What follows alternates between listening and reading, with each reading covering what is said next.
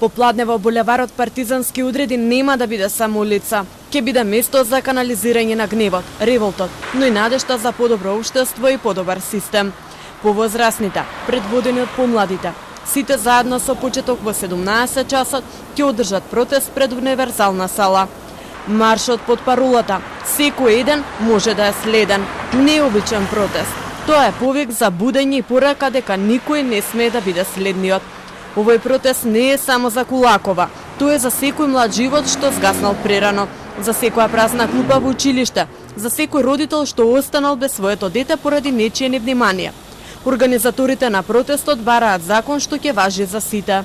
Фрустрирани од состојбите што не се менуваат, повикуваме на изразување на граѓански револт. 3 главни проблеми: нефункционалност на системот за заштита на децата и младите кои се во судир со законот, недоволна безбедност во градовите, глорификација на девијантно однесување. Фросина Кулакова имаше само 22 години. Таа не е прва што го загуби животот на улиците на овој град. Ниско и во годините како да се гине на бојно поле.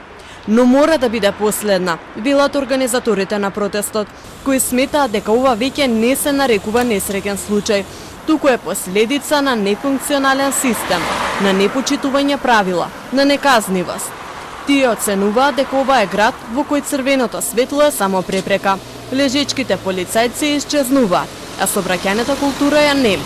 Институциите не настапуваат координирано за идентификување на децата и младите во судир со законите, а тие кои веќе се идентификувани не ја добиваат функционалната грижа за да се изградат во корисни и честни граѓани на општеството.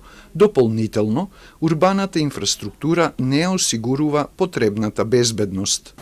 Лошата инфраструктура ја долови и камерата на Телма, која регистрираше уништени лежачки полицајци. Семафори кои постојано се исклучуваат.